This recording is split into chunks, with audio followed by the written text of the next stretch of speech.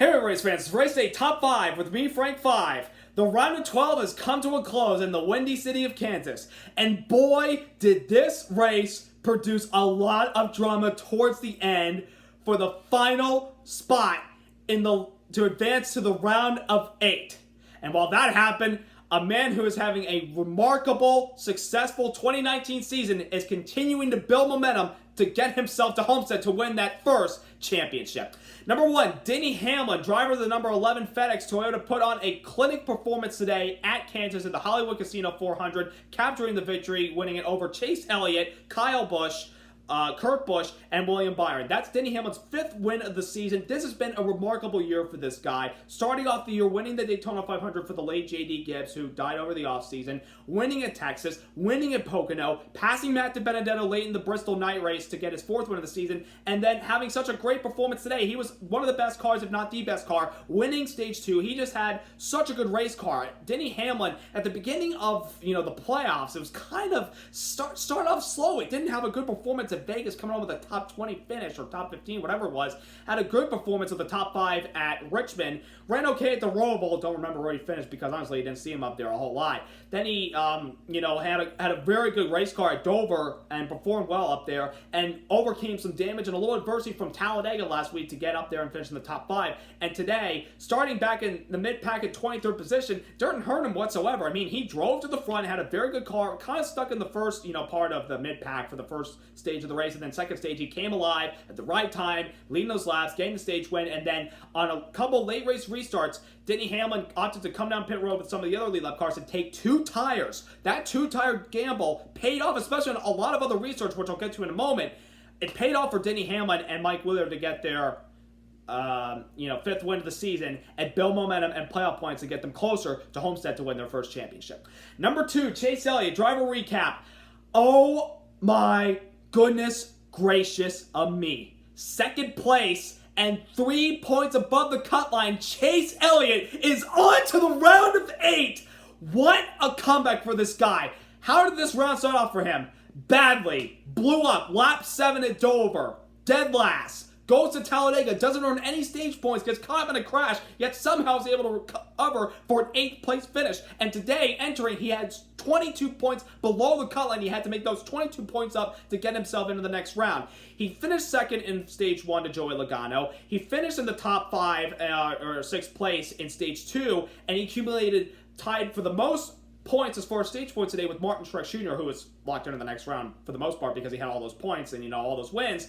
Chase Elliott, those 15 stage points that he earned today, and coming in for 4 tires in those late race pit stops with all the lead lap cars, and we're starting from 8th all the way up to 2nd, and having a chance towards the end to win.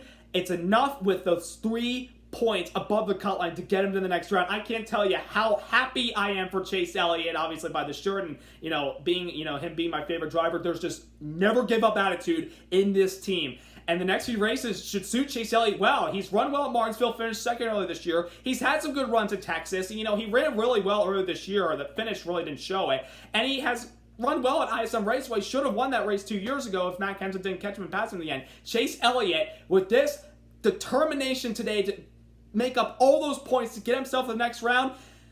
People are saying, talking about the championship favorites. Chase Elliott, now that he's in, he could be a championship favorite if he wins one and gets himself to Homestead. The time is now, and he's got to put it together.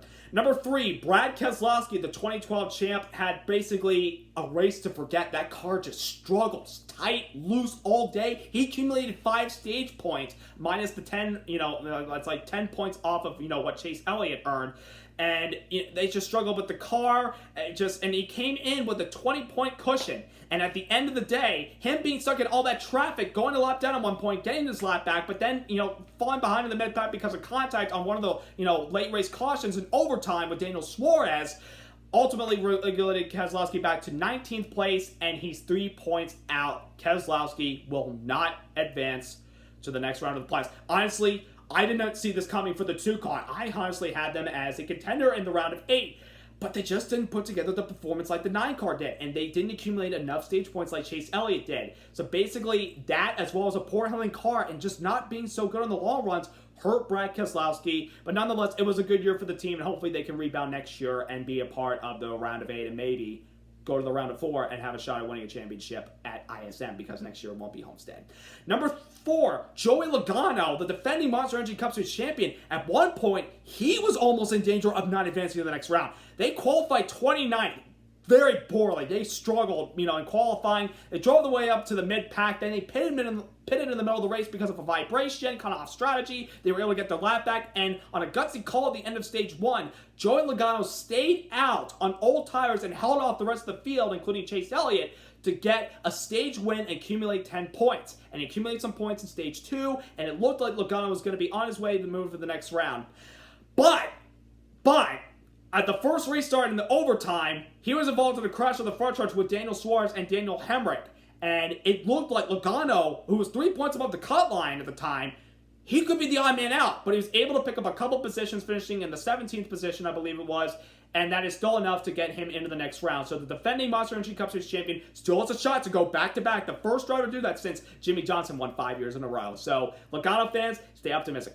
And number 5, the race itself. Kansas, we saw what the race was earlier this year under the lights. It was phenomenal. The race today, a little bit off, but it was very competitive. Great. The restarts were so much fun. They're 3 and 4 wide. At one point, they were 5 wide at the end of stage 1 down the backstretch because points were on the line for guys like Logano and Elliott and Boyer and those guys. They were literally up there fighting for those points. And the late restarts in overtime were phenomenal because, again, points were on the line and your chance to move on to the next round was on the line. It was phenomenal. Kansas, with this 550 horsepower package this year, has produced some great racing. I'm so excited for the racing that they're going to have next year. There won't be an under the lights race though because of the schedule change. They'll still have 2 races, obviously, but I can't wait for the Kansas race next year. It's going to be phenomenal. So, the 4 drivers that are out, Brad Keselowski, as I talked about. The other 3 are William Byron, Alex Bowman, 2 of the 300 cars that made the playoffs. Only Ellie goes forward. Those 2 are out. And Kansas, Missouri native Clint Boyer is also out. But can't blame those guys for trying hard. I mean, William Byron and Alex Bowman have stepped up this year. Byron with the new crew chief in Chad Knaus. And Alex Bowman getting his first win this season. And it was on a mile and a half at Chicagoland. Great performance by those guys. And Clint Boyer also just signed a contract extension with Stuart Haase. We'll be back with them next year. And Brad Keselowski had a very solid season, just not the day he hoped for today.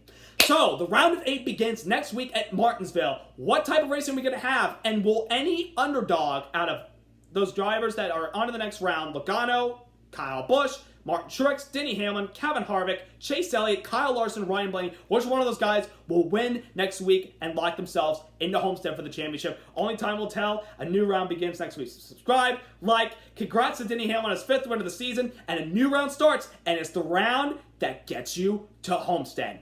See ya.